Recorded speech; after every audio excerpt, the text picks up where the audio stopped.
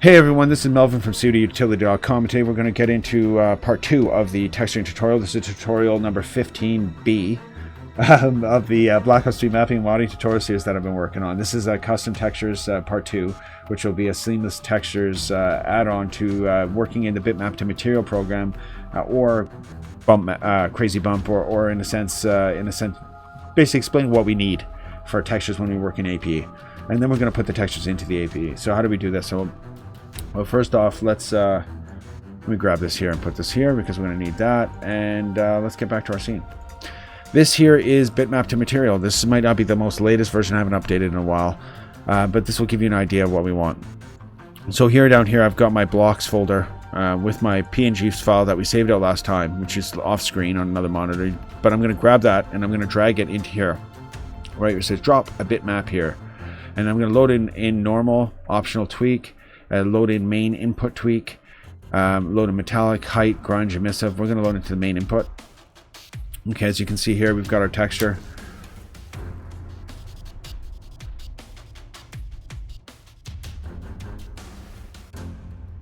So maybe that texture probably needs a little more work, a little more painting work, but we can play with this. Okay, so with the diffuse texture, we're going to go down here on the side here. There's a lot of different things we can control here, as you can see.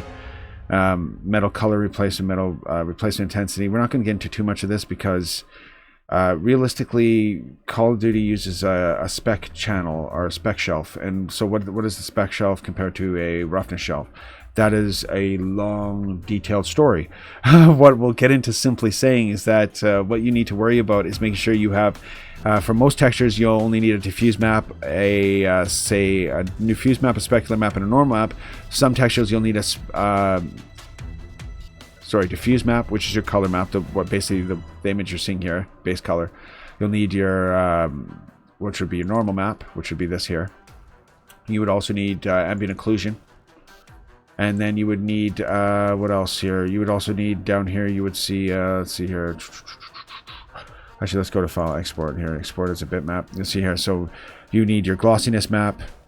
So yeah, of these here, we don't need a roughness.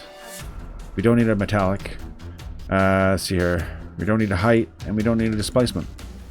So, obviously, opacity, detail normal. You could keep a detail normal map, definitely. Curvature map, you don't need. Ambient occlusion, you will need, and it's a bump. So opacity, you don't really need for this one. Emissive, I can't remember if we use emissive texture. So yeah, you will need emissive sometimes, but for this purpose, we're not going to leave that for now. We'll show you guys that one another time. Okay, so these would be the ones you would want to keep. And as you can see, there's quite a bunch of different maps that can be used for textures in Call of Duty Black Ops 3. So how many of these are you going to realistically use? Most times it's going to be your diffuse, your normal map, and then specular, say. And with the specular, I find that the glossiness map does work as well. So for that point, you definitely want to have all of these. So what we're going to do first is we're going to just show you that you can obviously change the hue of things here. You know, you can play with it in this texture here. We can actually go back down a little bit here, a little bit more color into here. The luminosity of the texture, bring it up. We can bring it down. Bring it down just a little bit so it looks a little more. There we go. As you can see, we can play with everything in here in this program, which is something I really like. As you can see, like, you can wash it out white and you can bring it right back up to the browns that we had before in the actual Photoshop image, but it's even this time, as you can see. Okay, so we're going to leave the diffuse for now. We're going to go down here to give you guys a quick where's the look for my normal map. I don't know, is it normal in here? I can't remember now. Yeah, okay. So normal intensity in here in our relief. You see the high frequencies, mid frequency, low frequency. You can play with this normal intensity here. As you can see, bring this back down. And then bring it back up.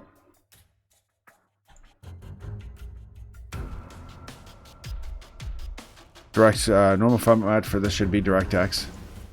Let's see, relief input from height input. Pinch.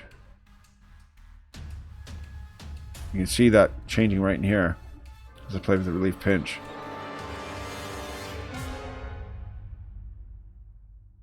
See that? It's subtle. And all these little things will combine. I hate putting in softness. I want more height though.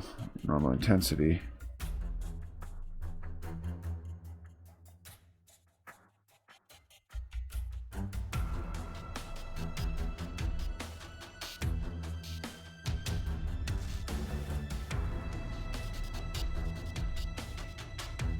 I don't know. I'm not so sure I'm happy with this, but I think you guys will get the point.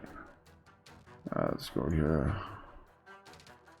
And realistically, you just keep playing with it, finding values you like, values you don't like. You see, flip it around, spin it around. And as you can get a good idea of how it's rounding out. So let's put it there so you can see a little better. Look at that.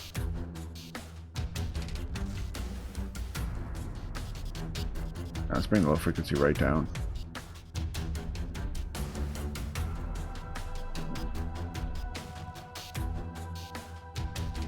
Then you can see here, adds a lot more detail to the map. Okay, so you can play with this stuff all day. Height input bevel, height input bevel softness. Let's bring that up just a little bit. What else? That's good for now.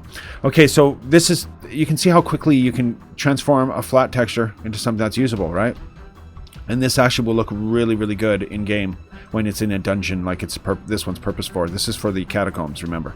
Okay, so we're going to go up here to export. We're going to go export as bitmap.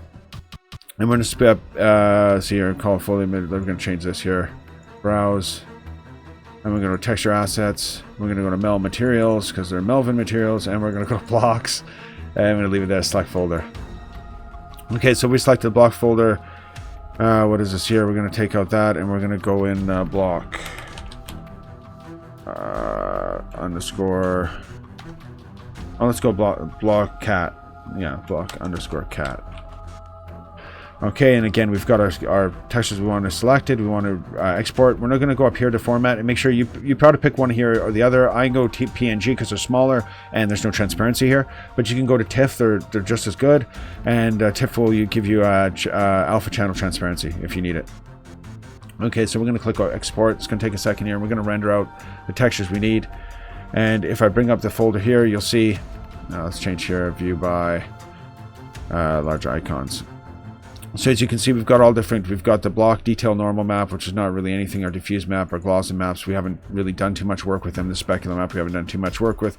But this textured normal map and ambient occlusion are the ones that are going to mostly affect this map here.